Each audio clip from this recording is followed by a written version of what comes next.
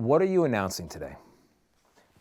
Well, in celebrating 25 years of incredible progress at the Gates Foundation, I'm committing that my money and the money in the foundation will all be spent over the next 20 years to the causes that we work on. Global health being the biggest, education being the second biggest, and basically things that we treat lives as having equal value. And I'm super excited that that'll be over 200 billion that we'll give away during that time period, and that we'll be able to save tens of millions of lives. And you're not going to miss it.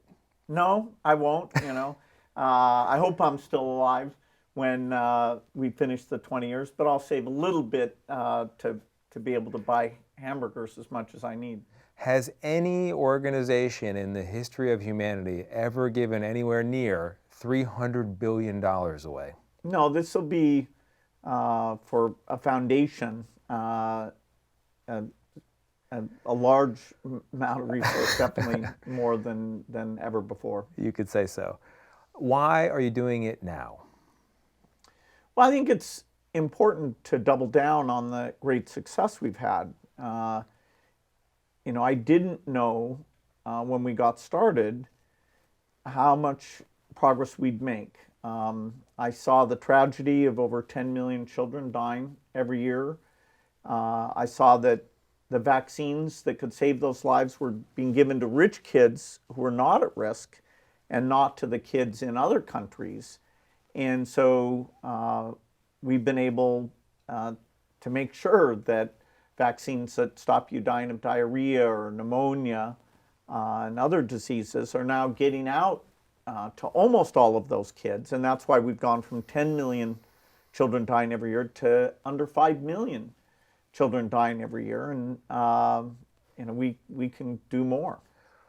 But why double down now? I know you say you're optimistic about the future, but one could look at this change in your approach and think, is he worried? Is he panicked? Well, whenever you create a foundation, you can decide that it should last forever, but then saying, okay, who's in charge, and will it stay true to the things I want it to focus on? By deciding to spend all this money in the next 20 years, we can get a lot more done. And after that, there'll be other very wealthy people who can understand what the problems are, what's still left over. So we're giving a lot of certainty and doubling down because of the success. In a way, it's wild that somebody can have as much money as I do. It is wild. So I'm lucky to say, okay, let's make sure those who are the poorest are the most in need, kind of an equity, value-driven approach that I got from my parents, I'll be able to watch over making sure that money is very well spent. So I guess what I was driving at is there's no particular worry or fear or concern of yours right now that's leading to this decision. Well, I'm sad that 5 million children die every year. I'm sad that some of the causes, like helping to buy vaccines for children, now it looks like we'll be able to raise less money now than we did in the past, because the U.S. At least is tentatively not supporting buying those vaccines, and other countries in Europe that have always been substantially more generous are also cutting back as they have budget tightness. I will say, despite the challenges we have right now, which are huge and surprising, I'm very optimistic about the progress we can make over the next 20 years. The next 5, there will be setbacks because of these cutbacks, but we'll get, and so the number 5 million might go up for a bit, which shouldn't happen. It's terrible, but over time we'll get that number down even below 3 million. But I heard something in the middle of that answer, which it sounds like in part you're doing this because you're looking at the world and you're looking at this country and they're doing less. So the Gates Foundation and other foundations need to do more. Well, you always want more money going into these things where you're saving lives for a few $1,000s. I mean, if people could actually visit and go to a malaria ward and see those children, they would buy bed nets. If you saw a hospital like one in a part of Mozambique called Gaza, the money that stopped mothers from giving HIV to babies was cut off because of some confusion there. And that's just an incredible tragedy. So I'd be doing this even if others were being generous. I want to make sure the money is spent as soon as possible. I view these things as urgent. In parallel with that, I'll always be an advocate that governments should, we never ask for more than 1% to go to helping the poorest. I think, cutting, when you're well below that 1%, cutting that, I think is, doesn't reflect the values I think we should stand for. So you think America doesn't currently reflect the values it should be standing for? No, I think the U.S. Shouldn't be cutting the money for vaccines or HIV medicines. And I'll be an advocate that, what was done now over 20 years ago when President Bush created a lot of these programs for HIV, malaria, and some other things, that should be maintained. What's it been like working with the Trump administration? I know you recently had dinner with the president. Did anything come out of that? Yeah, so I talked to him about work on HIV and the great innovations, and encouraged him the same way he had helped the COVID vaccine get done quickly. I said, hey, let's work together to get what's called an HIV cure done sooner. I talked about polio. We're close, that if we stay committed, we could get that done in the next 4 or 5 years. So, it's a great discussion. Since then, some of the programs have been cut off, and I'm hoping both with the president or the Congress to get them to restore some of those aid activities. If they don't, is the Gates Foundation large enough to take the place of what the government had been doing? No. The government money here is over 4 times, even now at this high level where we're spending down over the 20 years. The U.S. government's very big, bigger than one individual. So their money for global health was 4 times what the Gates Foundation So if this gives. money goes away, and you were talking about millions of lives saved, can you put a number on the lives potentially lost? Yeah, absolutely. So we should be going from 5 million children dying a year over the next 5 years to 4 million. And now with these cuts, if they're not reversed, we'll go to over 6 million dying. So instead of going down, we'll go back up. Wow. So it's a difference of 2 million lives. Absolutely. These vaccines, the HIV medicines, preventing mothers from infecting their babies, the impact of this money has been miraculous. And the good news of going from the 10 million to 5 million, it's too bad people don't realize that in the U.S., their government's generosity, in Europe, their government's generosity, partnering with us and others, has been why we've had a greater reduction in childhood death than ever in history of the world, was this magic time period. So why don't you think more people know this and are not right now calling their congressperson, writing letters to the White House and saying, please, help? Well, over time, I think they will. I mean, we have partners like Rotary who help with polio eradication. I don't think they'll stand still while that money and those people have been let go. We want to not let polio spread back to where it's paralyzing hundreds of thousands of children a year, and that's, hangs in the balance. So a lot of it is that you don't see it. If you go visit, then you can't turn away from it. You will be drawn into the helping these children. And as you make these children healthier, then they can be educated, they can uplift their economies. The recipients like Indonesia and Vietnam, who got a lot of this global health money, are now have graduated and they fund it entirely with their own resources. And so we get to focus in on the countries that are in the most need and help them lift themselves up. I want to ask about focus, where to put one's attention, because people hearing you talk right now, it's not that they want millions of children overseas to die of preventable illnesses. They don't. No one's rooting for that. But at the same time, they're thinking the money that we have to give, the money that Bill Gates has to give, why not spend it here in America, where we have plenty of problems of our own? So the plea here would be to say that for 1% of the budget, we're not touching the 99%.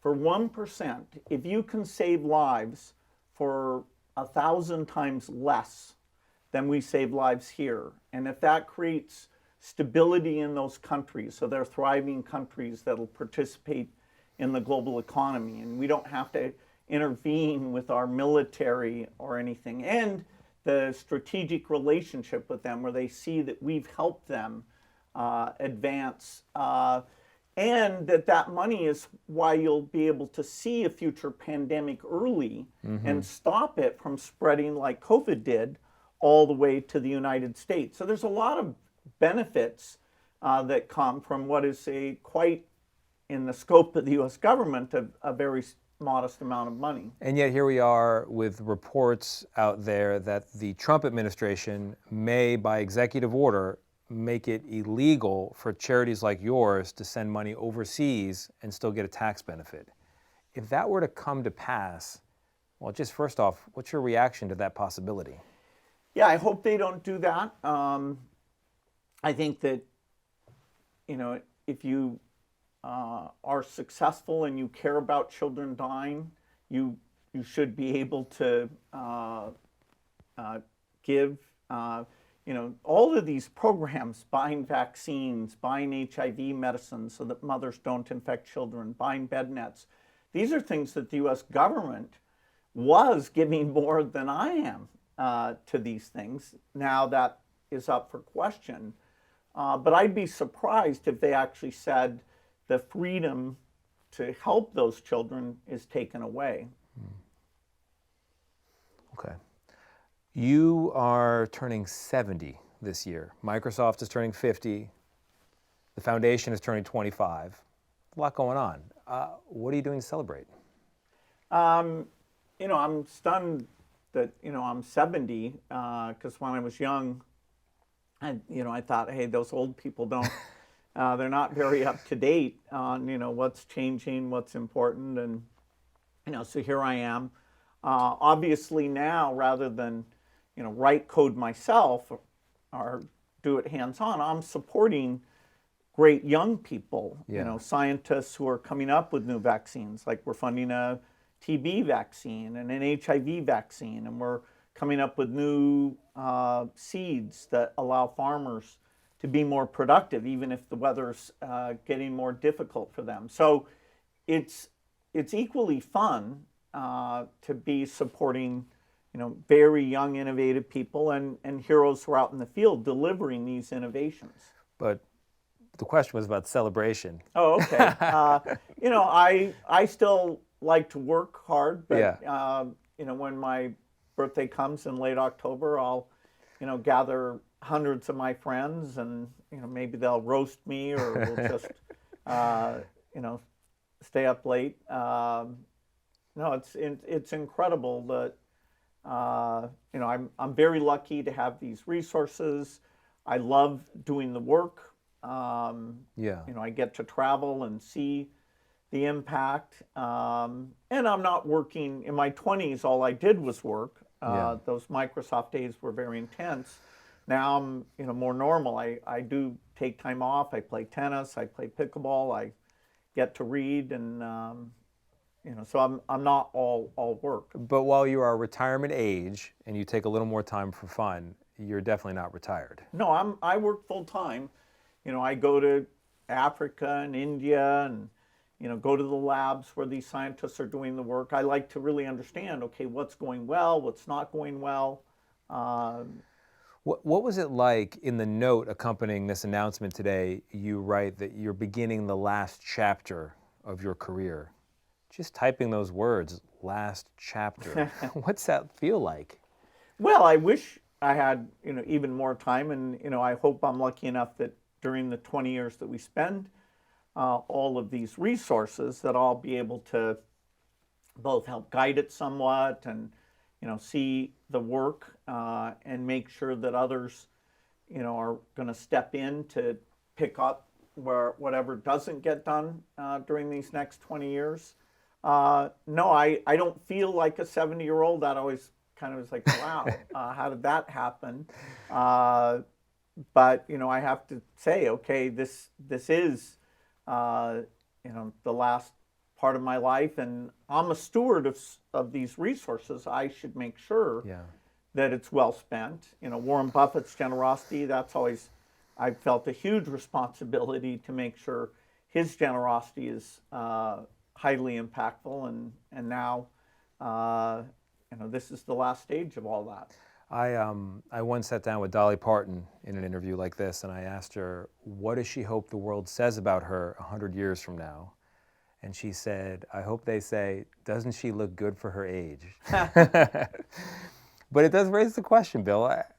What do you hope the world says about you 100 years from now?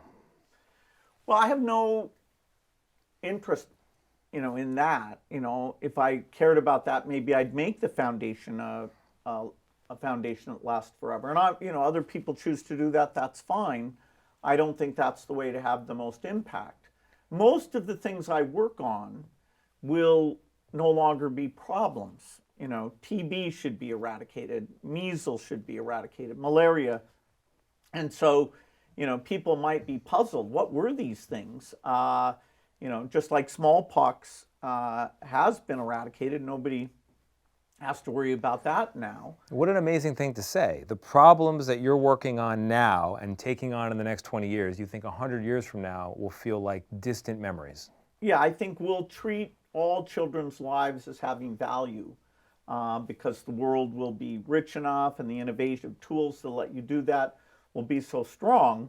The childhood death number, should be very small and not different between different countries. There's another big milestone in the year ahead, just about a year, the 250th anniversary of the birth of America, the Declaration of Independence. You're born here, you built your company here. As Barack Obama used to say, only in America is your story even possible. Do you think America, 250 years in, or better question, do you think the world is better off today because of America and its people than it otherwise would be? Well, certainly. The fact that both people born here and people who come here are working on the latest medical understanding and willing to share that knowledge, including some funding for it, the U.S. has been fantastic. The PEPFAR program that goes back to President Bush, that was so generous, literally saved millions of lives. The U.S. has a lot to be proud of. It's a model for research. It's a model for the amount of philanthropic giving people do, where they can pick, a huge range of causes from art to cancer to education. Yeah. And do great work. No, this country's made gigantic contributions.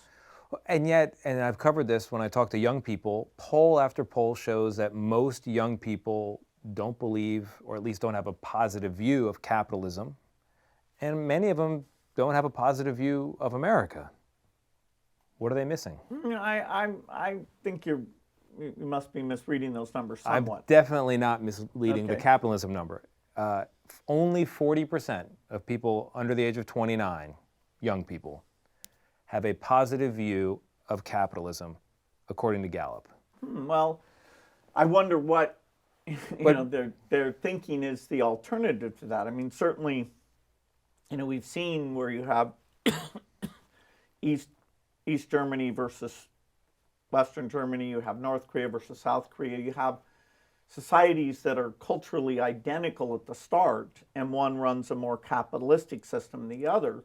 You see the outcomes in terms of education, life expectancy, freedom. Now, capitalism covers such a range of things.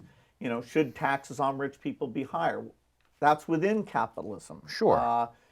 Should companies be held to a higher standard? That's within it. But this is the system that organizes human activity that led to, people now live over twice as long as they did 100 years ago. People are largely literate, whereas if you go back 100 years ago, the majority were not. So this system, it's very imperfect, but the arc of time is that it's worked very well. Yeah, I mean, I think when you ask a young person, what do you think of capitalism, they're thinking, how's their life going? And how do they think their future is going to go? And it does seem that from your generation to a younger generation, even younger than me, a lot of pessimism has snuck in. And that's very complicated because, what are they comparing to? They wouldn't want to have been born 50 years ago.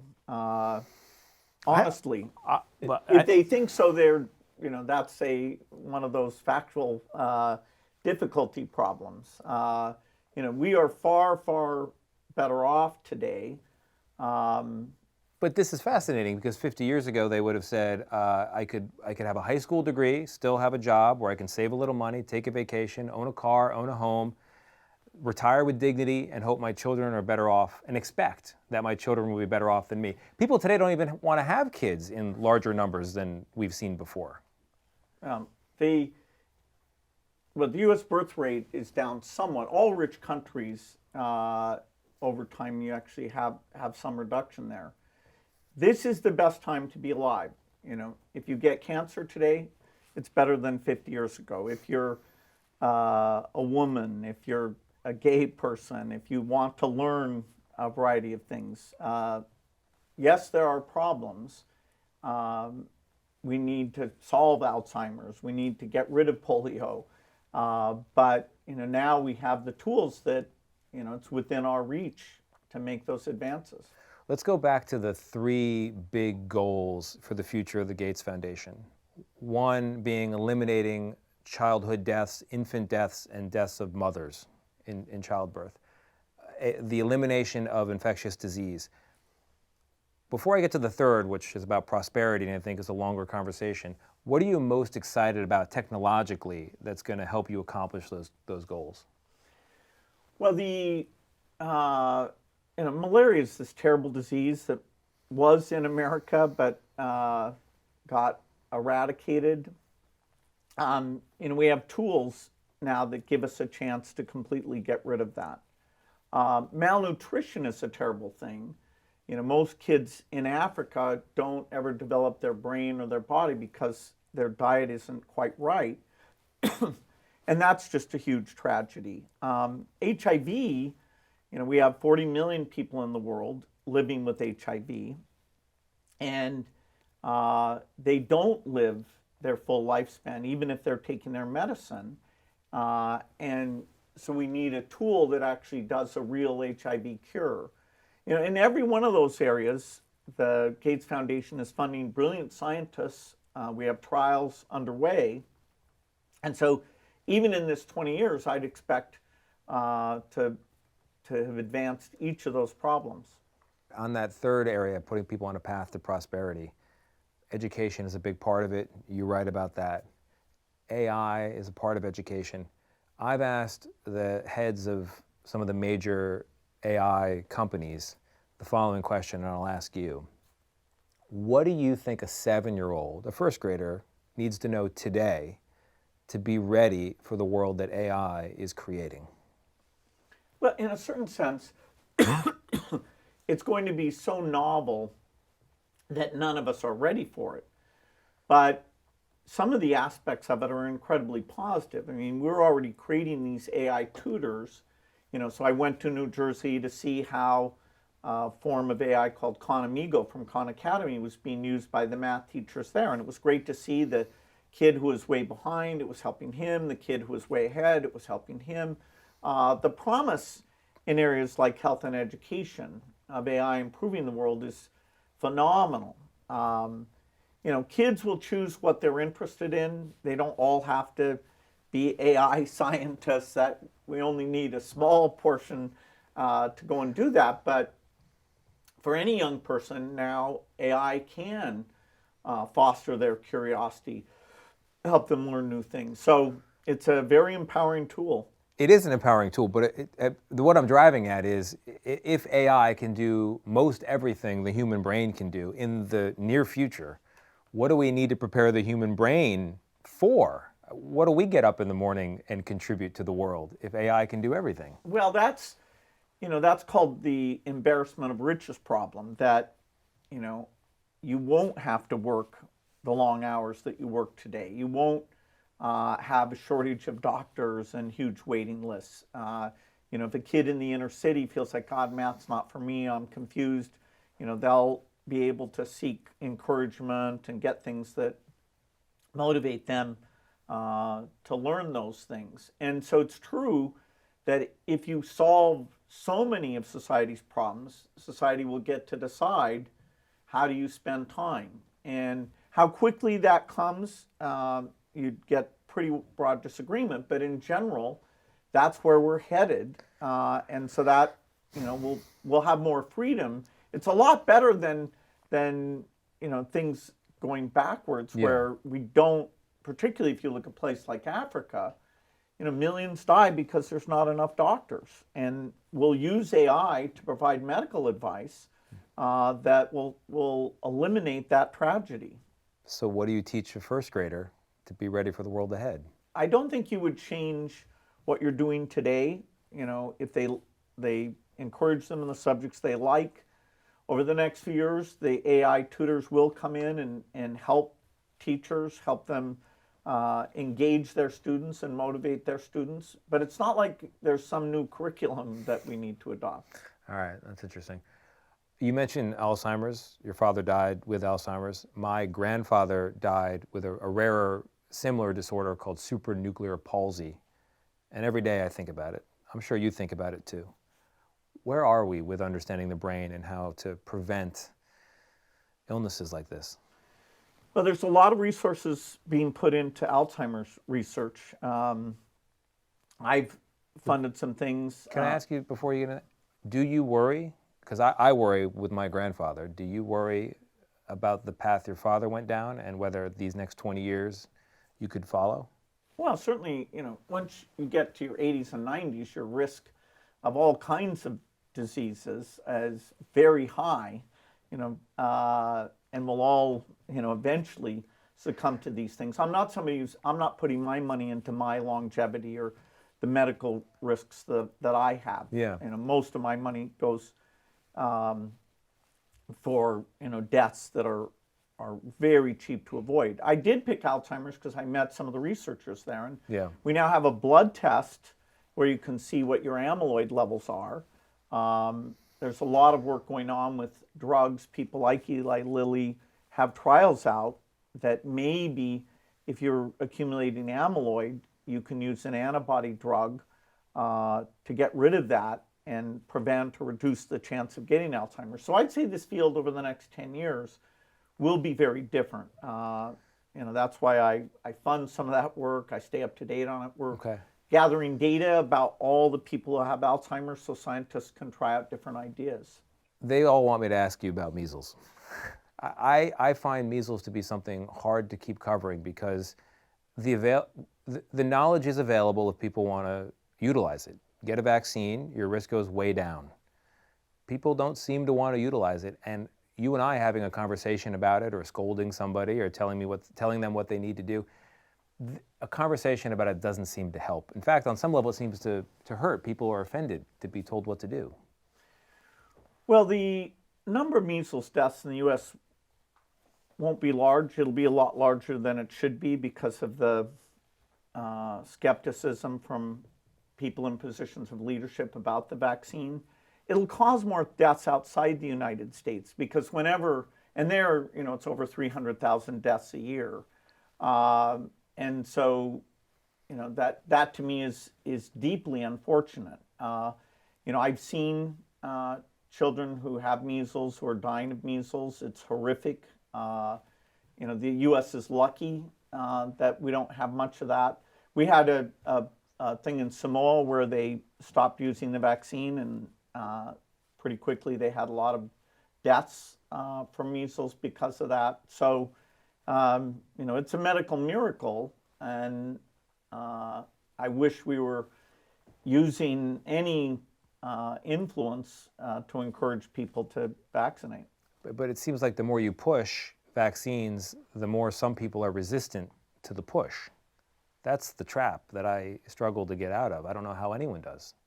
Well, we're working to take vaccines, and instead of having a needle, it's just a little patch you put on your arm. We don't know, that might help improve the uptake. We're combining a lot of the vaccines together so that there's not as many shots involved. We've shown that the HPV vaccine, in a lot of countries, they've taken our data and they see you only have to get it once to be fully protected. So that's saving a lot of money and helping us cover a lot more girls to prevent cervical cancer. So, the vaccine story, we will have a TB vaccine, we'll have an HIV vaccine. Those are super important tools for the future of our health. You mentioned Andrew Carnegie in the beginning of your essay, your note today. And Andrew Carnegie said in his memoirs that he doesn't believe in a personal God that cares about the affairs of man, but he does believe in a God. Is that where you are on the subject? Yeah, I don't think I have definitive knowledge in this area. But you seem excited about what you might learn in the next 20 years about this subject. But I think the basic idea of the golden rule that, we should help other humans, that pervades all religions. And my parents inculcated that in me, and so that guides the work I do. But you said you're more or less an atheist. I don't have a particular knowledge of what rituals God wants us to engage in, but my values are very similar to people who are deeply religious. Interesting. Maybe God will hold a press conference one of these days. Help us out. Yeah. He could clear up a lot in 15 minutes.